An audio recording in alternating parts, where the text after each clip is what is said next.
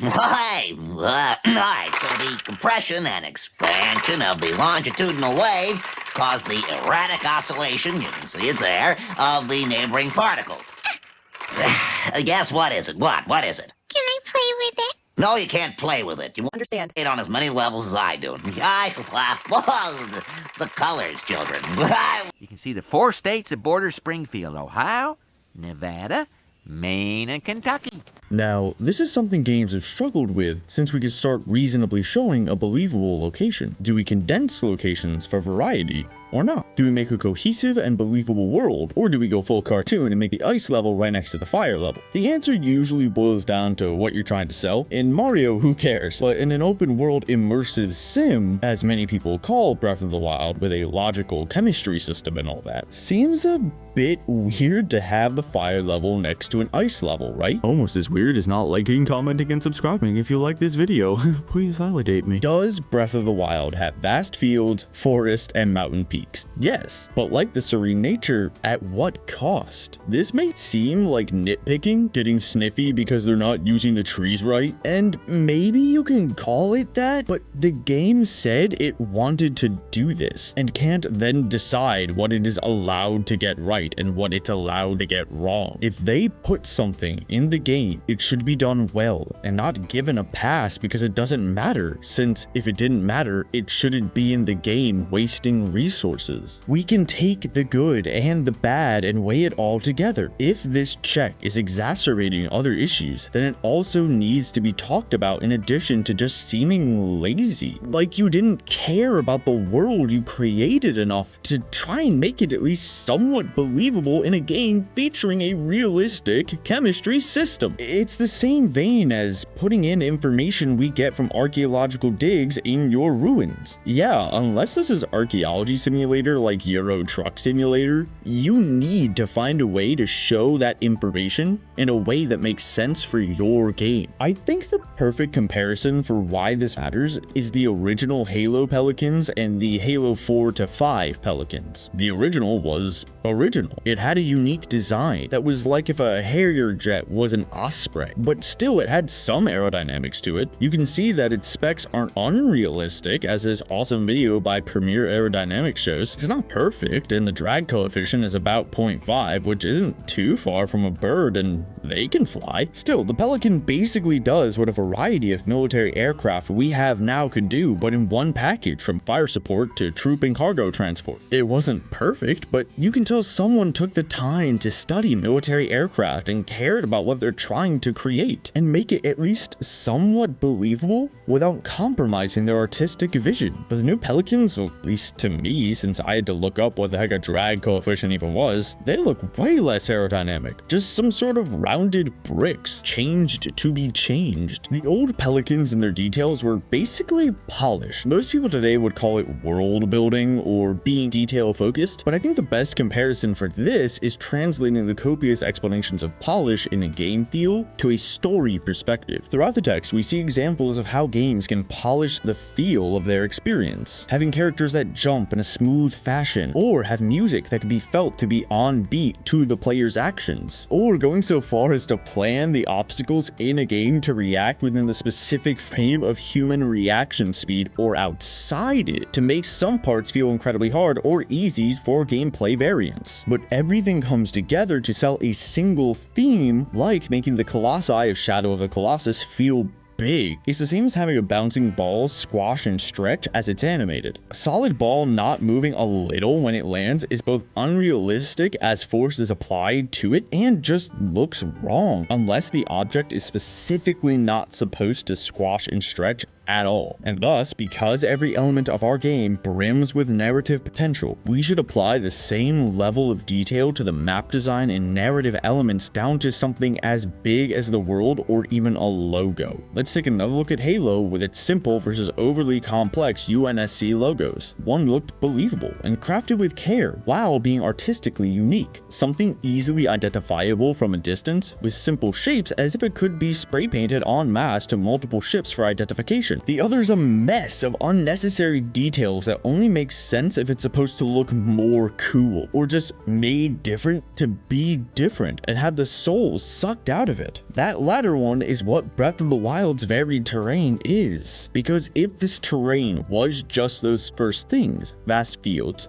forest, and mountain peaks, with variations on them, I'd say that's fine. It would make logical sense to have some changes for variety, and like what's more possible in a serious story and a focus on variety for unique and logical interactions within your chemistry system that demands more logical cohesion from its world to have a map that follows some basic logic. But in Breath of the Wild, we have a tundra, desert, jungle, swamp, volcano, birch forest, deciduous forest, canyons, crags, badlands, plateaus, mountains, rivers, fields, and coastlines, all free for the player to explore with no boundaries or loading screens. That sounds great on a pitch. Not so good when it comes to a cohesive, believable world map. And believe it or not, this is actually something that made me despise Majora's Mask before Breath of the Wild taught me what it actually meant to hate a game calling itself Zelda. Zelda always had those different landscapes, and with a jump to a more realistic 3D game, Ocarina tried to hide those different biomes or make the distances between them seem bigger by putting them behind loading screens. It really was the best you could do with 26-year-old hardware. Still, you had some locations that made sense, like a lake or a forest next to a field, but at least the crazy ones like a sudden volcano, you had to go through 2 loading screens before you even started up the summit, and even then it's not too ridiculous to have a sudden volcano next to a nice city like Mount Fuji or Pompeii. The Gerudo Desert was behind the valley and the fortress, even if the sudden red rocks were a bit jarring on Hyrule Field. But Majora's Mask had a much more constrained production, so it makes sense they had to just stuff these areas together even if it's less cohesive than Ocarina's world. With Twilight Princess, the vastly different areas than some fields, rivers, forests, and a volcano are all beyond the basic map. The desert and tundra and Sky City were only accessible through unique methods that sold them as far away, similar to Ocarina's loading screens. These games are basically what you'd call a divided space of game space organization. It's exactly what it sounds like. The game space, locations and levels and etc., every space in the game's world, is its own divided area. There are other types of game space organization, obviously, but here we see a balance between a game that allows for player freedom while constricting it at certain times to maintain control of the flow channel or narrative pacing. It's also a bit easier on development because the designer could just lock off the areas rather than plan around the player entering them from any point at any time. The Witcher 3 does this somewhat to specific areas, which are cut off into zones for specific levels with specific story beats. Still, none of these styles are inherently better than the others, and can be done better or worse in any situation. But Breath of the Wild kind of went with the Majora's Mask approach of throwing in all locations with simple dividing lines between the biomes and then also switching to the points in space organization. Here, you have points of interest inside that space with nothing specifically penning them off. Okay, there are some things, obviously, like something being behind a narrative wall or maybe there being a loading screen into a city or something, but still, there's nothing wrong with this style either, as Skyrim, Fallout, and Horizon all use this. However, the use of any of these organizational styles has to be free of internal contradictions. A good game cannot contain properties that defeat the game's very purpose. To remove those contradictory qualities, ask yourself these questions. What is the purpose of my game? What are the purposes of each subsystem in my game? Is there anything at all in my game that contradicts these purposes? If so, how can I change that? In Breath of the Wild, you have very clear lines for what's the desert and what's not, with very little to almost no distance sometimes between the areas and not much distinction for how these biomes would even work. You have cold regions in Skyrim in the north, but further south you only find those conditions again if you climb a mountain. Rivers run from the mountain and out to the sea. The purpose is to show a believable land. The subsystem of a map encourages that. And while there are a lot of biomes a little unreasonably shoved together, at least the swamp is at a river delta, and the other biomes are places that you could find in Scandinavia. But in Breath of the Wild, they tried to make an immersive world with believable interaction, but the map design completely contradicts that. Heck, in Breath of the Wild, no river runs to the sea. Okay, there's one in Faron that starts like 10 seconds before it hits the sea, but come on. You have the Hebra Tundra on the same same latitude as Akala, and some elevations, according to Breath of the Wild's own topographical map, being frozen while others aren't at all throughout the map with no real rhyme or reason as to why. You have temperatures that change in an instant. Sure, you have some mountains to show maybe that's why rain doesn't come to the Gerudo Desert, but then why isn't the jungle spreading east or west up to the clear pooling lowlands of central Hyrule? Is it because there's higher terrain between the lowlands and the coast? Doesn't look like it.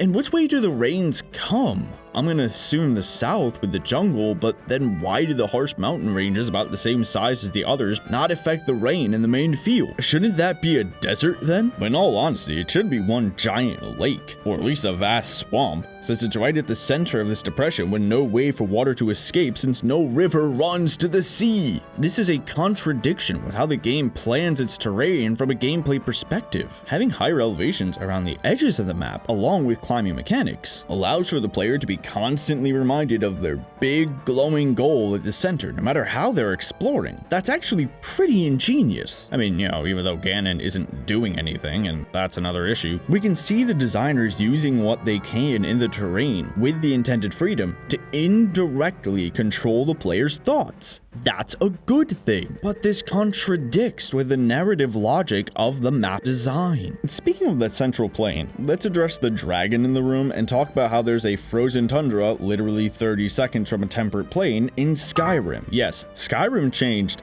dang quick, and that could have been handled better, but that game came out 6 years before Breath of the Wild. That's like saying Kingdom Hearts 2 or God of War should have done better, and that's not even apt since technology advances exponentially, so the jump between 2005 to 2011 was smaller than the technological jump from 2011 to 2017. And yes, I take points off of Horizon for also swapping its terrain quickly in a more serious story. More on that in a second. Still, Breath of the Wild took what Zelda was inching towards with Ocarina and Twilight Princess, a more cohesive world, and jumped backwards. Now, you could argue that Breath of the Wild has a more cartoony style than Twilight Princess, so it makes sense it left some logic behind. I mean, Wind Waker did that with a lot of its island construction that was buoyed by its more cartoony style. Sure, it had serious moments, but it was a goofy cartoon game that sometimes was like, I'ma stab a dude in the face. But Breath of the Wild isn't trying to be a full cartoony game like Wind Waker, or even a simple game with physics that only needs to make sense in its own magic circle or game space. Going back to game feel again, Swink goes into how it's typically better to create something that's simple and not try to stipulate on realism, similar to the games as simulation chapter of Rules of Play.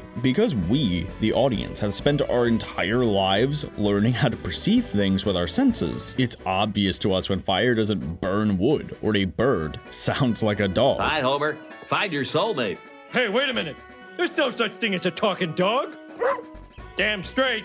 So trying to make a world with real-life physics will always leave cracks we can spot. It's that uncanny valley I spoke about in my first ever video here. But that doesn't mean we can't try our best, like how I've been praising Skyrim's map, because in other sections on Polish, Swink talks about making individual actions or sensations of the game feel believable, or at least understandable enough that if we do want to focus on, say, jumping, we have the animation reasonably fit human locomotion despite any cartoony cop-outs. The character squats, jumps, slows down at the apex, descends, and squashes as they land. Mario even originally had something kind of like that on the NES by just having a different jumping frame and having that jump go farther if you're running. And you can sacrifice some of this for necessity, but if you're gonna focus on something, polish it to show us you cared enough about it to make it feel right. But Breath of the Wild undermines and contradicts the logic and living world it wants to sell by having this unbelievable set of biomes. You have fire melting ice, enemies running from bees. In their GDC conference, the developers have an entire section based on that chemistry system I keep mentioning, where so many small actions work together to create a believable set of reactions to sell this world as interactive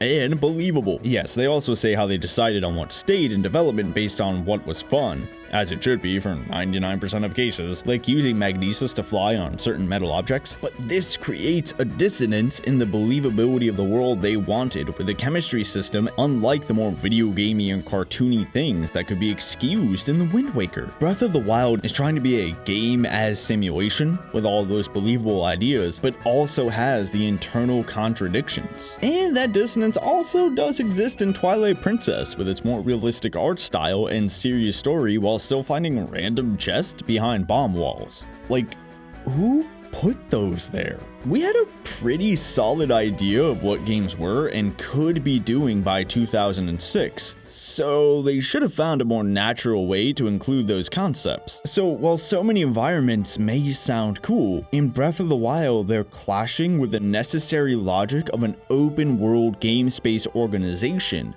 in a game with a more serious story and focus on logical, realistic interactions. And you know what else has a more realistic art style and more serious story? Horizon Zero Dawn. Let's get a little more into what I said about its locations. The line from the Nora lands up to the Bannock makes sense. We have snowy highlands and a lowland in between them with more lush forests and temperate flora. Maybe it's a bit odd how there's snow on either end, but it's okay since there's elevation on both sides, and the Bannock are more of a tundra while the Nora are more just alpine. And it does make sense that flora would bloom in a low point where water could pool between them. But in the Sundom, there's suddenly a desert and jungle right next door to this and each other. I mean, I enjoy the transition between jungle and desert, with the desert being on a highland and the jungle being lower, like the Deccan Plateau of India versus the jungles of Kerala and Tamil Nadu. Hint, hint, outro my book Danarana is set. Pluggo, link in the description. It's free. Both of those areas, the Nora and Bannock and the Sundom, are fine on their own, but together clash with Horizon's realistic art style and serious story since they're all so close together. We see some attempt to make it work with elevation, but it's really rare to have these biomes together. The big island of Hawaii is one of the only places on Earth you'll actually find that. If Breath of the Wild was all cartoony like the Wind Waker, I would not bat an eye. But here, this contradicts. I know I've said this before, but Skyrim's biomes are all based off of Scandinavian locations. Is Skyrim's map perfect? No. Could it be bigger to make the tundra not suddenly start where the plane stops? Yes, so long as it doesn't make uninterrupted downtime. Does Skyrim make concessions for the sake of gameplay? Yes. Every cave is basically one long looping hallway with pre-lit torches, which does get boring after a while. Should a map focus more on gameplay and believability second? Yes. Look at the entire games as simulation chapter. But both a believable world with a more serious story and concessions for the medium are important. Skyrim has a map that follows a single theme with basic logic like rivers flowing down to the sea and mountains forming natural borders with other provinces and holds. We see a lot of mountains and crags like in Nordic countries because of the glaciers that raked them apart, and that makes sense. Having a jungle abutting a field and a regular forest just seconds away from a desert with snow-capped mountains, now we're getting unbelievable, rather than a divided space that could claim these crazy lands are separate like previous Zelda games with its loading screens. Breath of the Wild's choice of a points in space map design that necessitates more believable biome transitions alongside its huge focus on its believable physics systems means it didn't polish its map layout enough to make that believable too, and thus is poorly designed. And I mean, with so many areas, we see so many missed opportunities. Think of it like a book with 900 characters. Does each one get a full arc?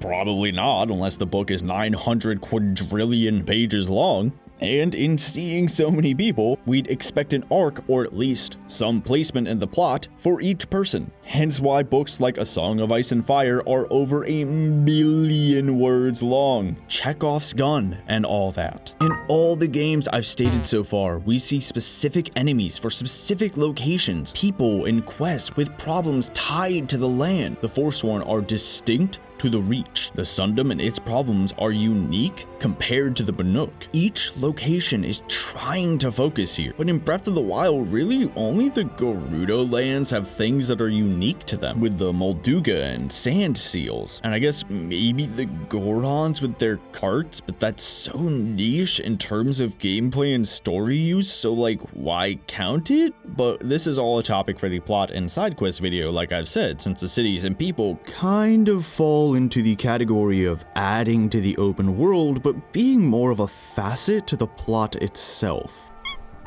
Wanna add your points to this discussion, Runty? Say hi, Runty. Good girl. Still, for Breath of the Wild, there is so little that's actually explored in a unique way. Why is the jungle area different from the swamp area? Why is the swampland important? Is it a border? Looks like it, but then how was it run? What specifically lava-themed things am I going to find on Death Mountain beyond a palette swap? Why are all of these biomes in the game? Why put all of this work into making these areas if there's so little to differentiate them beyond the absolute bare minimum? I mean, I can admit that some transitions do work well, like going from the plains to the more alpine plains to the tundra, but at other parts, it doesn't work well. If you have all of these areas in one game, we are not focusing. We're doing what all developers do when they slot in something for every kind of player and don't focus on a single theme. It's the same principle that every open world stealth action adventure game with crafting, collectibles, and survival elements has, thinking that putting in a bit of everything makes something for everyone, when it just means that no one gets enough of what they like. It becomes a showcase of bland and flat areas that offer no variation because everything has to be on the second or first rung of the flow channel, as I showed in all of my videos so far and will continue to go into. The differences are all superficial. We get no specific or unique enemies or locations to sell these as different beyond that superficial level. Zonai Ruins, functionally the same as everything else in the game, as I'll show. The same shrines with maybe a shock trial in the Gerudo lands.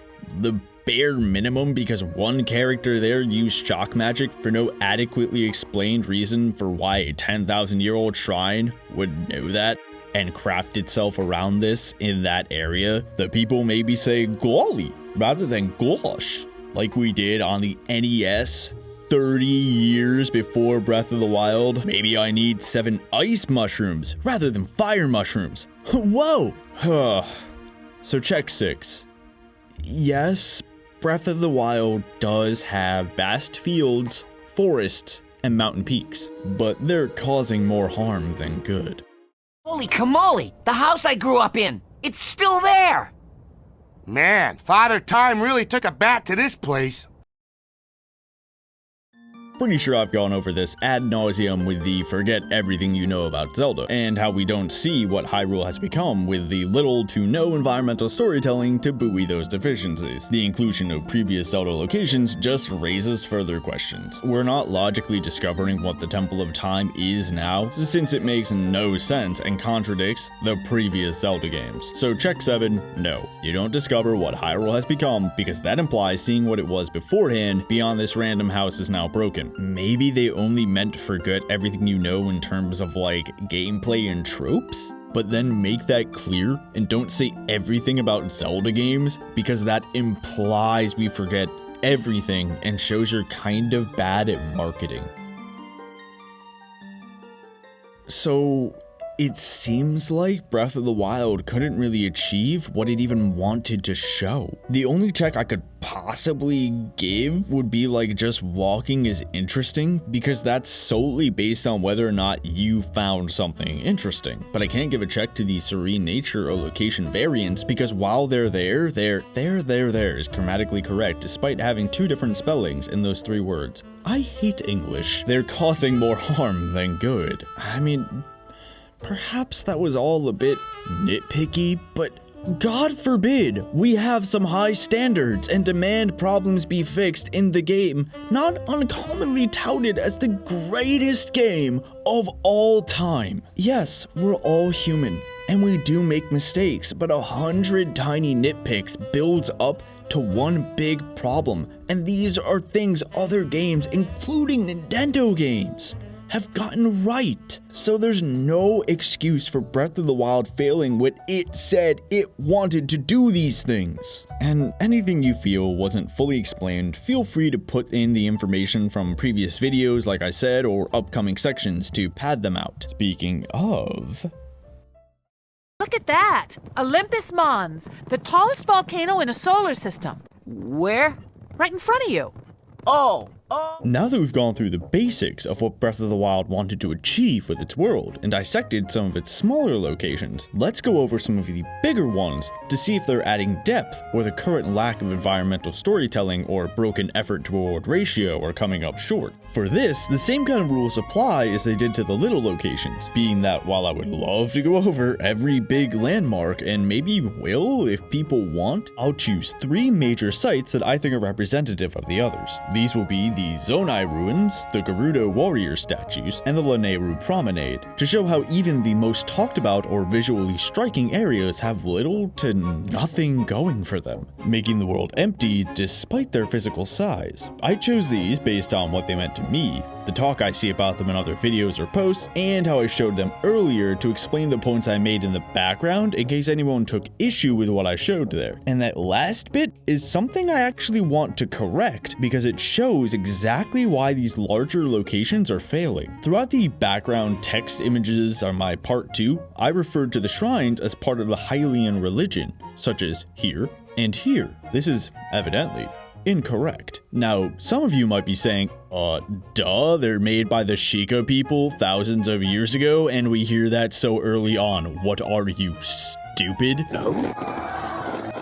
Well, yes, but at the point. But we're not told that they're not treated as religious places anywhere. So I saw these things being called shrines with sages at the end, both of which are religious terms, and sages are seen as part of Hyrule's religion, or at least associated with the gods of that religion in past games. They're testing the hero, which shows an association with the Triforce in past Zelda games, which had temples that tested the hero's worth for the goddess/goddesses who was/were the main deity/deities of their religion. We have the sages grant the hero spirit orbs, which are then given to the goddess in this game, showing a connection there. And we see them right next to the Temple of Time with one of the largest statues to the goddess in Breath of the Wild. Yes, I know I keep repeating the pedantic forget everything you know about Zelda line, but me deciding the shrines were religious and embedding that in my mind during my first playthrough was, frankly, before I even saw that forget everything statement. I saw that first trailer and instantly pre-ordered the game as soon as I could, then kept myself blind to all information except the other trailers. Also, please don't pre-order games anymore. So I didn't even see anything about where this fell on the new timeline. That was partly why I was convinced that Breath of the Wild was sunken Hyrule from Wind Waker. I was like, oh sweet, time to see how they're finally using the then new timeline. Still, all of these things showed me that there was a direct link from these shrines to the religion of Hyrule, and rather than the dissenting information proving my idea incorrect,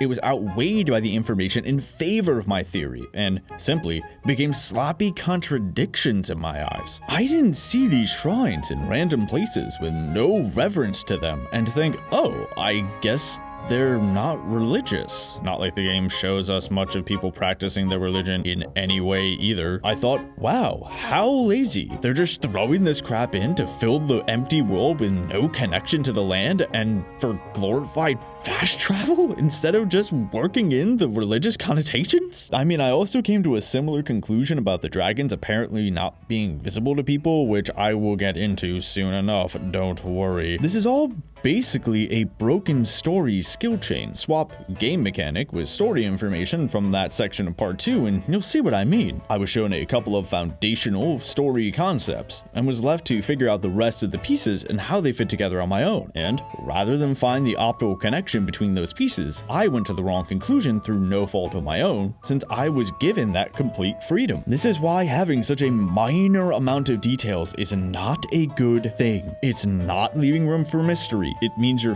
finding meaning in nothing that can very well lead to bad conclusions about the game's fictive world and its story. In Skyrim, you have entire plots and locations that are fully explained. You have others you can piece together, but also you have locations that are completely mysterious to balance out those things and add some mystery while still giving some basic ideas, like how Tolkien had his famous mountains in the distance. Skyrim's Dwemer ruins don't need a full explanation, since we learn a bit about them naturally to know they're dwarven, and the Dwemer aren't here anymore. Then have entire stories around certain ruins like Calselmo and Markarth. We have books about them and multiple quests within these ruins, with environmental storytelling to see which areas were living quarters and which were storerooms. And all of this is alongside other things that get full explanations, like the Nord ruins or the Daedra. So the fan theories that try to make sense of the tiny amount of information on some of these ruins or the Dwemer disappearance aren't necessary to understand what's being shown to us in the game now. It's additional to an already perfectly fine mystery, because those fan theories don't count as story. Let's just put that idea to bed right now. If you had to have someone explain to you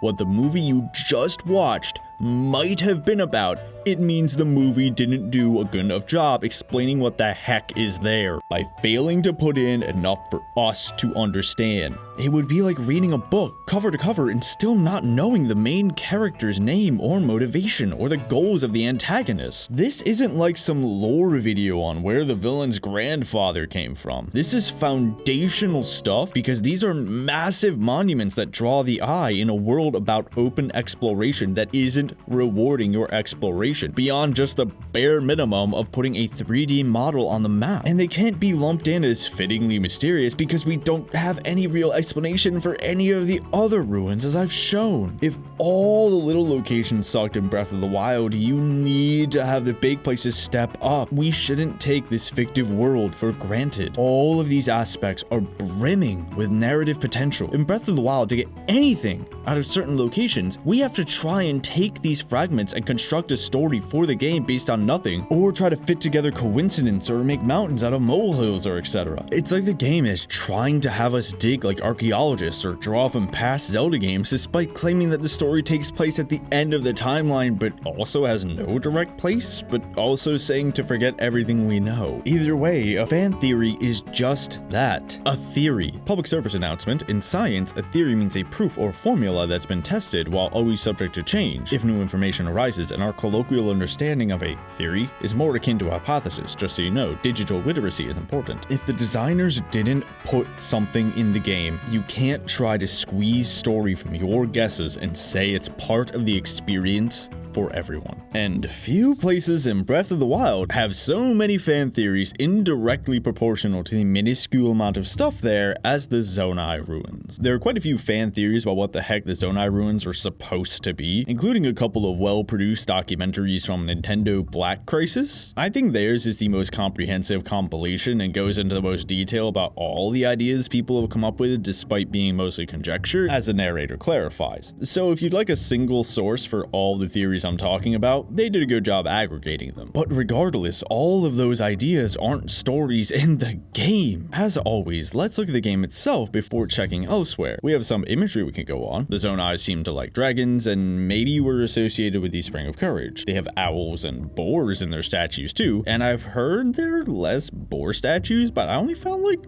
3 owls and a bunch of boars that barely look like boars, and I genuinely thought they were dragons and spent hours looking for footage of boar statues before a quick Google search showed me I was wasting my life. But also I genuinely struggle to see anything in this damn jungle because this game uses so much bloom to cover up its lackluster graphics. So maybe they were just hidden. Still, there being more or less owls or boars could just be a coincidence of design, even if everything should have narrative meaning, because the designers are still human. So yeah, maybe they just unintentionally put in less owls or boars since the dragons were clearly the Zonai's favorite. The Zonai also supposedly made these big mazes. They have some pillars that are scattered about the lands. Okay, so the Zonai are supposed to be good builders, even if their mazes were unscathed, but their other ruins have fallen apart. They were also expansive since their stuff is all over the map. They had some totems and revered the Spring of Courage, which could indicate a direct link with their Triforce, if not just worshipping a dragon, but we can't say for sure since maybe the Zonai had no idea about the Triforce and just knew about the dragon, or the mystical power of the spring was cultivated later. here, and most of these Zonai ruins are concentrated in this jungle. But that's not really telling me much, since you can say that about all of Breath of the Wild's peoples. They're all great builders and had some reverence or at least understanding of the Triforce. Heck, the Zora Crystal City with its dam is just as impressive as any of the Zonai stuff. And at least we got to talk to the Zora and get something. So maybe there are characters in the game that have something to explain about the Zonai. Not really. The most people say in the game is that these are ruins and are overgrown. Well, that doesn't tell me anything beyond what my eyes can see. It's no different than the other ruins in this game, some of which are only 100 years old and even more degraded. Simply being a ruin that isn't inhabited anymore is not a story.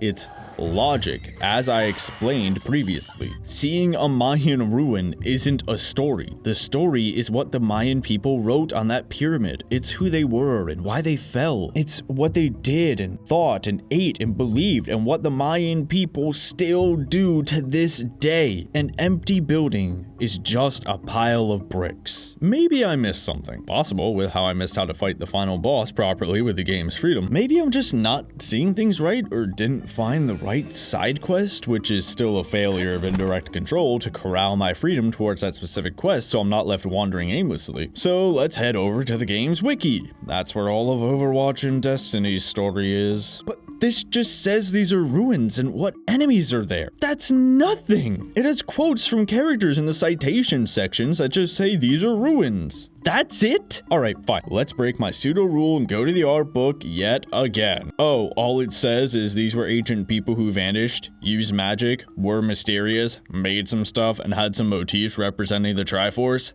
That's it? That's almost everyone in Breath of the Wild again. Heck, the art book only states that the Zonai, dragon, boar, and owl are courage, power, and wisdom, but that's the only direct link to the Triforce we see. The Spring of Courage is even labeled as separate from the Zonai ruins, denoting its spiritual significance as distinct from the Zonai's association with the dragon, so which is it? And it even says the mazes may not have been made by the Zonai, then it says they were made by the Zonai in its map, and shows the distinct swirls on the Lomai mazes as distinctly Zonai. Which is it?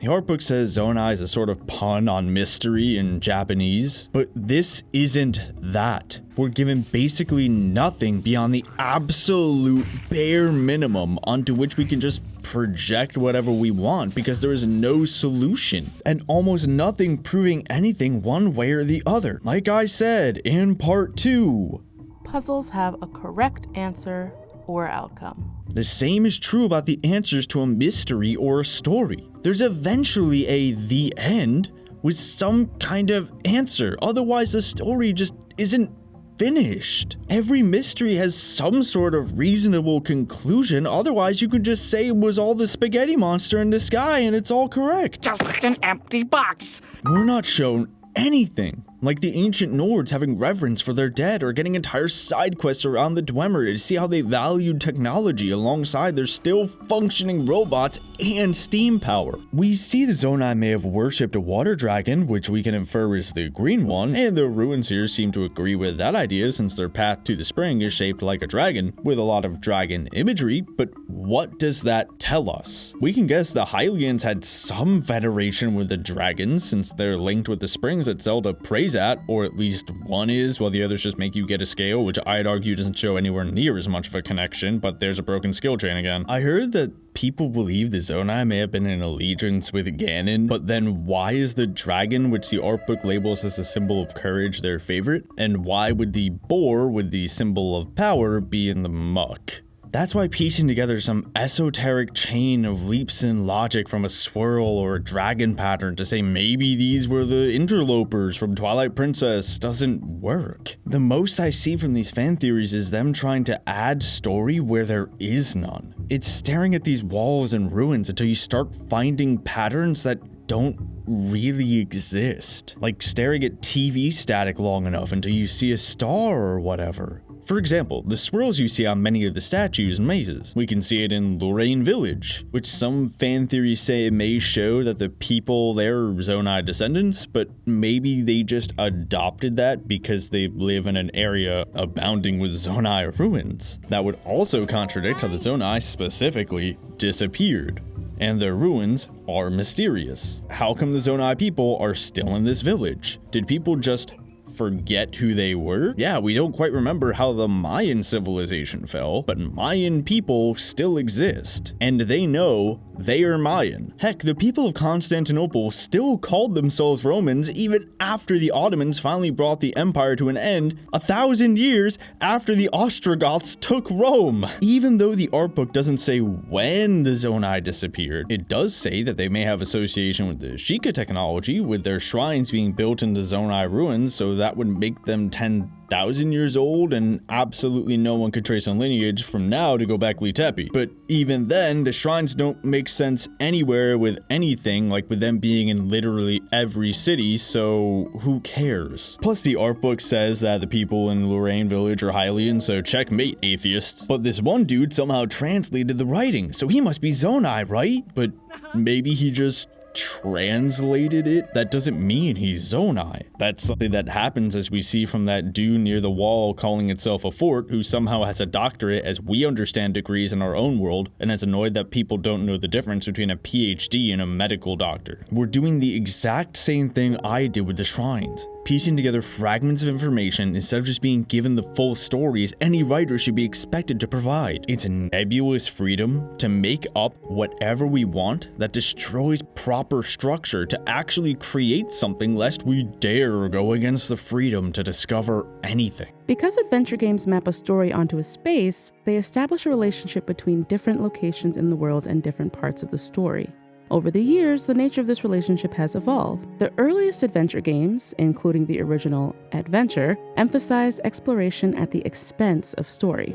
The game provided few cues that could give the player a sense of time passing, that is, of making progress through a story toward an ending. The game simply gave him a large space and told him to wander around. We moved on and realized we could do better. Yes, here Adams then talks about how we constrained freedom to control the narrative since Adventure. But like I said about following game theory does not inherently make a game good or bad without proper context, like how the Great Plateau and the rest of Breath of the Wild are using the exact same principles, but both succeeding and failing respectively. Nothing is that black and white here either. Why do you think my background is gray? I've cited multiple open world freedom driven games so far, so I hope I've made it clear that freedom is not a bad thing. Badly done freedom is. You'll need to write the opening carefully to be mysterious yet enticing. The balance between what you reveal and what you withhold has to be just right to induce the player to probe further. If you're too mysterious, the player will have no reason to investigate the game world because she won't know what she's supposed to be doing or why. If you tell too much, however, the player will be irritated because she wants to get started playing. Heck, you can't even use past games as a foundation for any understanding because forget everything you know about Zelda, like I said. But Eiji Aonuma himself said there's no set place for Breath of the Wild in the timeline. Despite labeling things like the events of Ocarina as occurring in the distant past, pre-10,000 years ago, which would be 5,000 years before we even made cities in our real life, which just raises so many questions. Make up your mind on where this is, or if it has no place at all because environmental details don't fit it being anywhere, despite you seemingly saying it is both nowhere and after everything.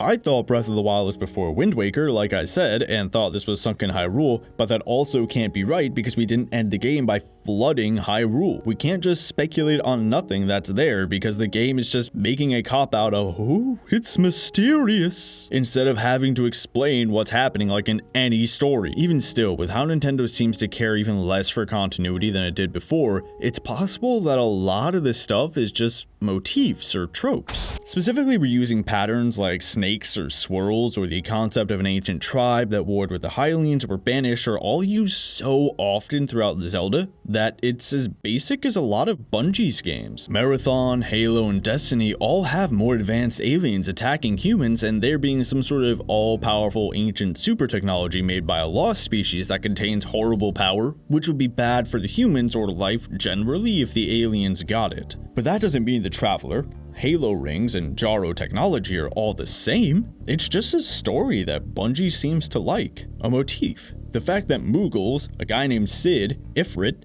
and crystals are in almost every Final Fantasy game doesn't mean that every Final Fantasy game is set in the same world. When you have teams of people, from artists to writers who have been working on the series for decades now. Their style and preferred ideas will seep through, and brand recognition kind of demands a sort of continuity of assets and memorabilia. Yeah, Zelda games did have some basic continuity before the timeline that lends credence to these fan theories to fill the gaps. It's clear that Majora's Mask, Wind Waker, and Twilight Princess all take place after Ocarina. We can see that in some background details, like how the Hero of Time is talked about in past tense, or the 7 sages are enshrined when they had to be found in Ocarina. But that wasn't the whole point of the story, and even then didn't make too much sense at times. Where are the Kokiri in Twilight Princess? How come the Wind Waker is flooded but Twilight Princess isn't? Does that mean that Wind Waker takes place after all of them? And if so, how can we see no reference to the pivotal events of Twilight Princess and Wind Waker?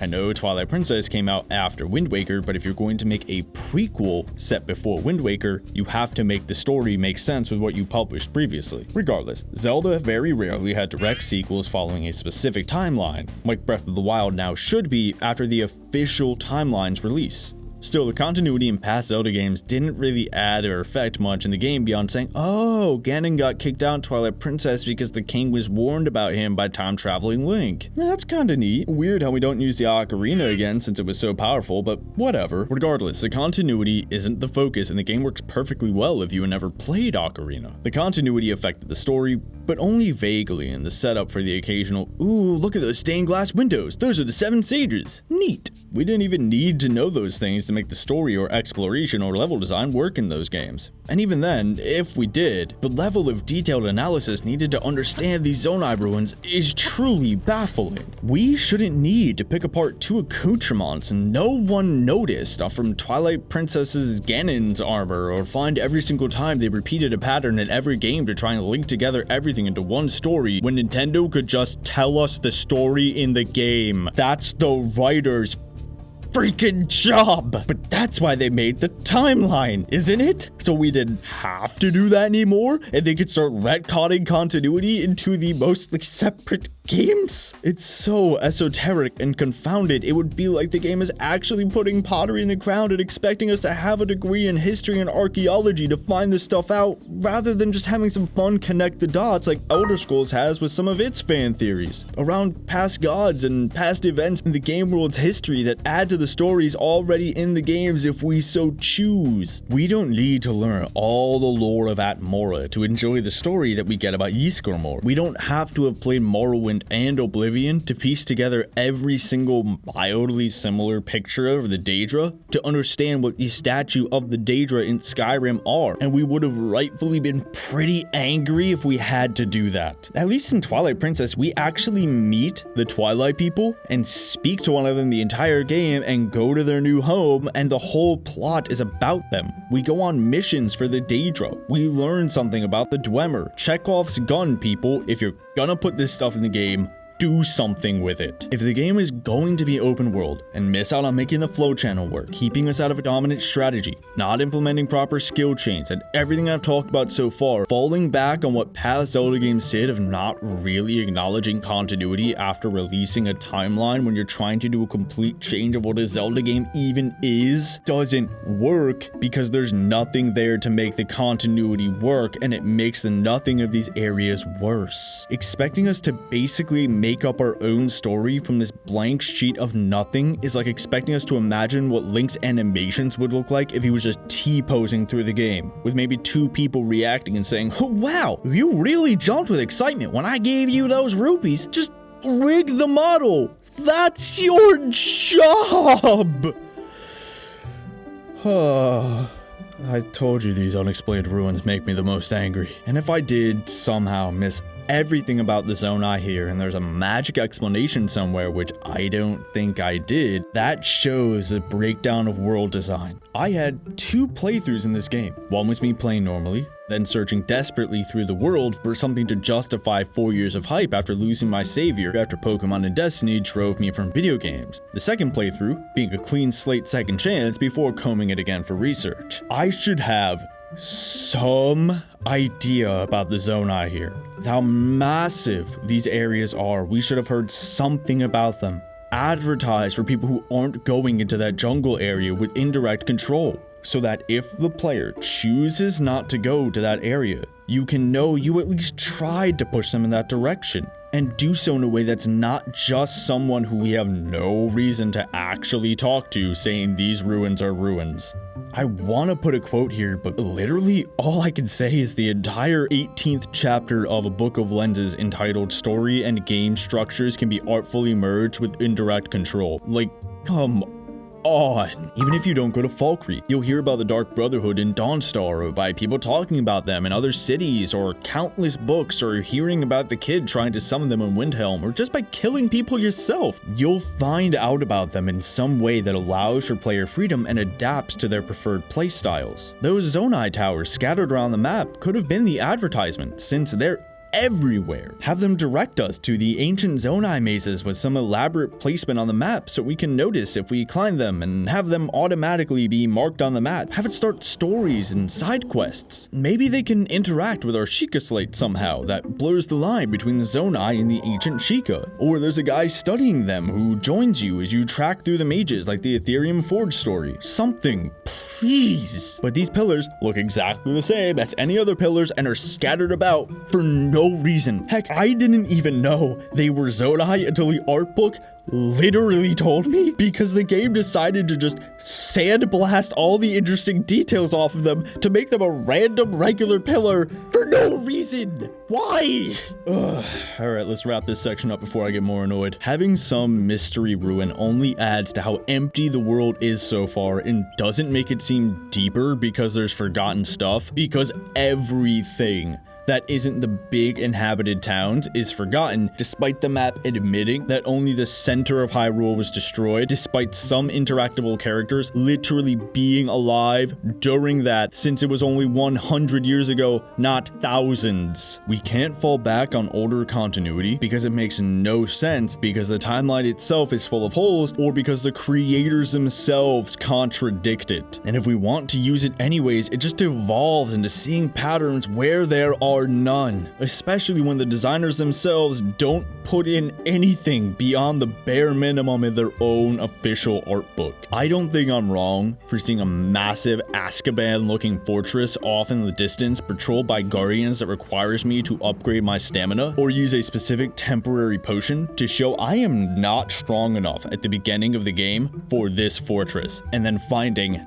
nothing but a shrine within that was still practically easier to reach than the tutorial area mountain, because once I was there, I was literally given the maze's map. So all I had to do was check the 5 paths into the main room until I got a hit. There's a reason we see mazes on the back of kids' cereal boxes and not the New York Times crosswords. Now, is that expecting too much for a game rated E, which means it's for everyone, not only for kids? Maybe, but I see people my age and older claiming Breath of the Wild is the greatest video game of all time, so I'm also going to judge it as someone of that age. If it was just for kids, you'd think those people would say so. Even still, kids aren't that stupid that you have to literally give them the answers. These ruins deserve a full story, and it's truly insulting that they tease us like this and show us nothing beyond what we could already tell with our own eyes.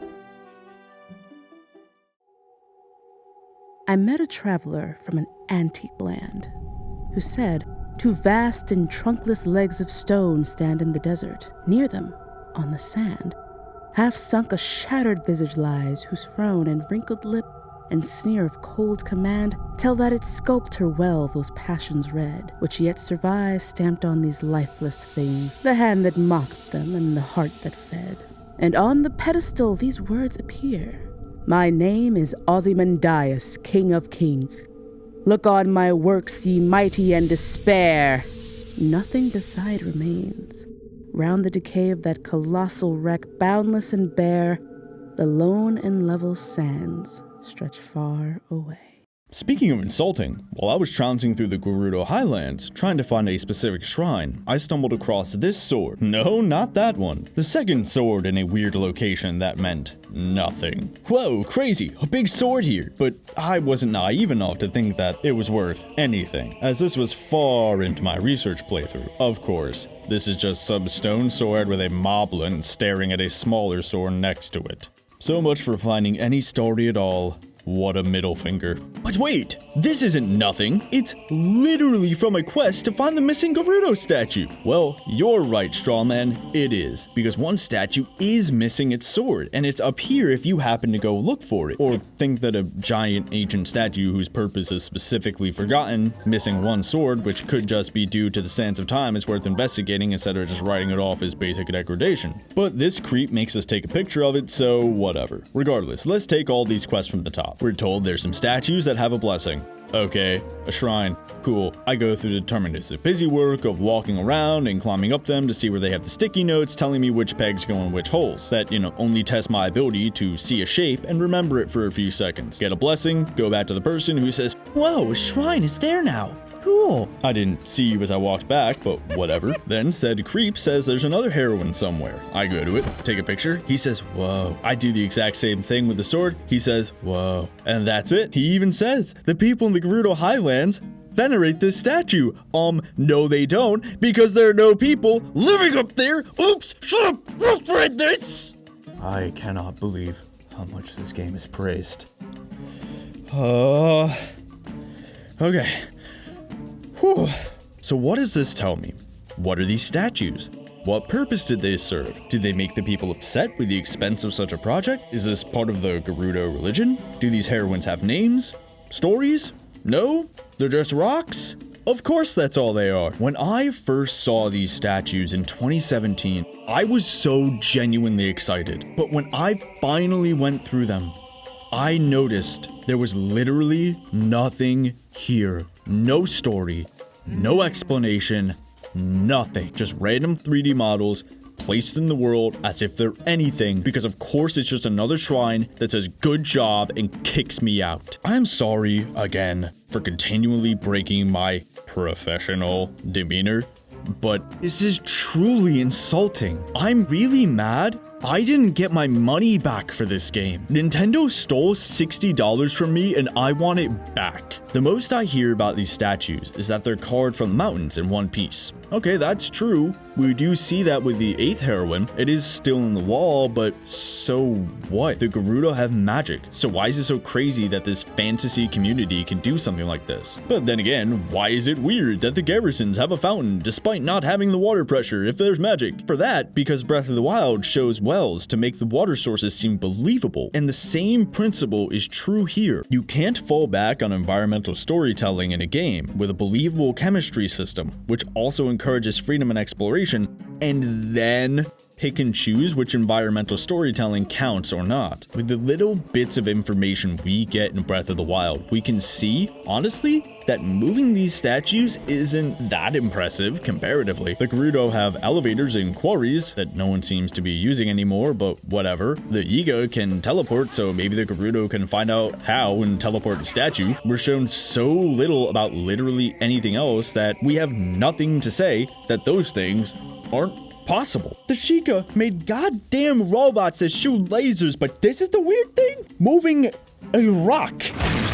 Rocks? Who's to say that the Gerudo didn't use the Guardians or Divine Beast to do this before those robots went haywire or were forgotten? Heck, maybe the Gerudo didn't even move these statues and actually carved them from the mountainside where they stood and just hollowed the whole area out. That would be simpler if much more tedious. We see nothing saying they didn't do that. Why not hire a bunch of Gorons to help since they're the rock masters? How come this is the one thing people hold up as some masterful use of environmental storytelling? Why don't people care about how the Zora made this dam and a city made out of crystal, or how the Hylians made this massive castle or Colosseum, or how the Rito made a shooting range out of consistently venting geothermal vents? And like the statues, it's at least believable that these people could do these things if they put their minds to it, arrows working in a wind tunnel notwithstanding.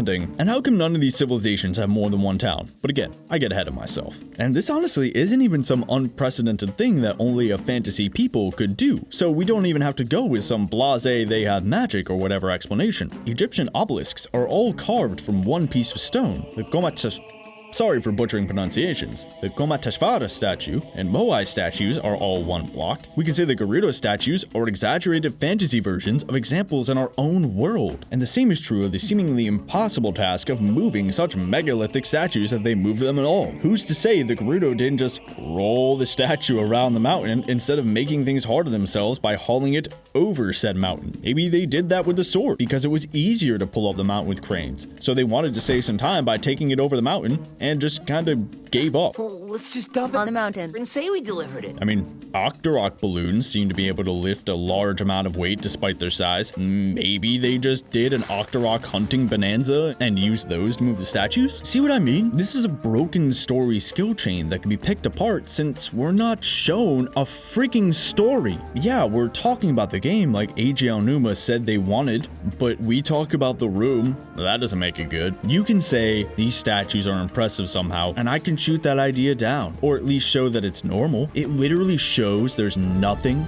because if there was enough information, it wouldn't be such a void for a million different questions. We're given nothing about the statues or what they mean despite their size and imposing facade. I mean, every statue is a single 3D model with no carved line, so why is it only impressive now?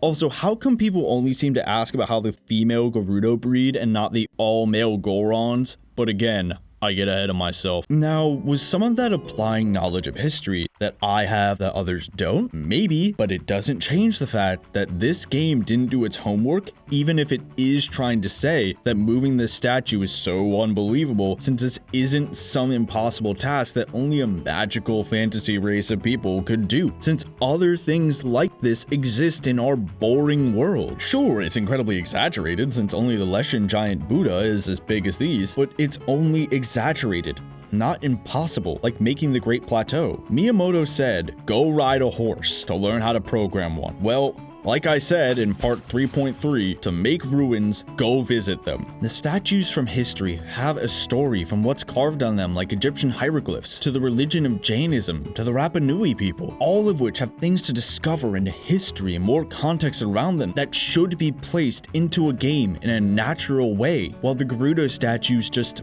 exist. And even despite all of that, if we still want to say it's crazy how they move these statues, so what? There's nothing else. It'd be like finding that statue of Ramses without the Ozymandias plaque below it.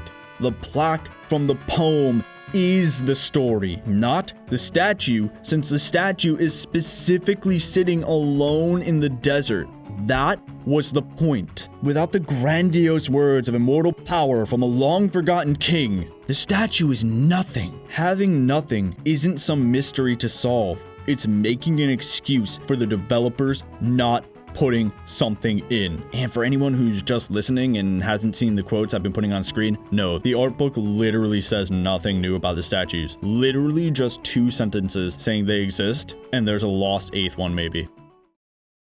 A lot of the Zonai stuff I talked about is built on looking through previous Zelda games to try and figure out if the Zonai are the Wind Tribe or the Interlopers or the ones who made Majora's Mask, or if all of them are the same. There's very little that's a direct correlation that can't be counteracted with another random drawing. Maybe they're the Twilight people, but then why do these Zonai swirls resemble the Kokiri swirls? Sometimes a cigar is just a cigar and a swirl is just a swirl, dude. But anyways, that's not really a problem with the Lanayru Prominade. If you really look at it, you can see Loftwings on here. And I heard you can see the Goddess Heart, but I sure as heck don't see it. Either way, it's clear this location has some specific association with Skyward Sword. Kind of have to really look beyond what's reasonable if you ask me, or maybe I was just lulled into a trance when I first saw this. Actually, there is no maybe, because that is exactly what happened to me. I remember I was wandering through the game during my first playthrough at its tail end in a complete trance because I was so bored and didn't even notice I had walked into this area until I was halfway through it. I had to pause the game because it was such a shock to me that this happened without me noticing. I looked around, dazed and confused, thinking, holy crap, what the heck is this place? I desperately searched and climbed everything, excited I found such a megalithic structure that may be something, and realized it was nothing. Again, just some walls with some monsters here. I didn't even keep walking up to the mountain at the end and just said screw this and left. Now, I never finished Skyward Sword. Yeah, lampoon me if you want, but I just can't do the motion controls. I can use a sword in real life fairly well and felt like a guitarist trying to play Guitar Hero. I just can't do it. So maybe I didn't notice the Skyward Sword stuff and its connection adds to Breath of the Wild because of that, but even if that's true, so what? It's the same problem as the previous Zelda locations I mentioned before. What does this place and its connections to Skyward Sword tell me about the world now? Is this some temple from that game? If so, why? How? Will it help us in Breath of the Wild like it did in Skyward Sword? That would be pretty cool. But then that would imply that this is exactly Skyward Sword's map. The one-to-one recreation of the spring here seems to imply that. But then how come other things are different? Why is the volcano on the top right and not the top center? It only raises further questions. It doesn't look like this promenade crashed here from Skyloft, and I didn't see this area in Skyloft. This doesn't look like one of the temples from the ground, but I could be wrong, since again, I couldn't finish Skyward Sword, but Google exists, and if I am wrong, that's still even worse. Imagine if in Fallout New Vegas, they had a location from Fallout 3, just there, in the Mojave Desert, when Fallout 3 was around Washington, D.C. It just raises more questions than answers and will rightfully make someone go, why is this here? Instead of, oh, wow, why is this here? That spring has a one-to-one comparison to the springs in Skyward Sword, but that makes me wonder why it's not being delved into. Same with the Gerudo statues and why there's not a bigger story to learn about the Gerudo or the Zonai could be a chance to actually retcon some continuity with that fancy new timeline. But no, these locations are just there for no reason. We can't even say it's because the land changed so much over the past years because we literally don't know where this is on the timeline. And even still, volcanoes take quite a while to move, so the physical topography of the game should not have changed that much. The locations that are exactly like past Zelda locations, even though this game does everything possible to distance itself from past games and alienating its own timeline, just makes things more confounding and empty, since there's nothing here for the game's story now and the possible continuity isn't brought up at all. Whoa! Hyrule. It burned down! Oh! How did this happen? That's a very good question. So that's where I left my cigar. That just raises further questions.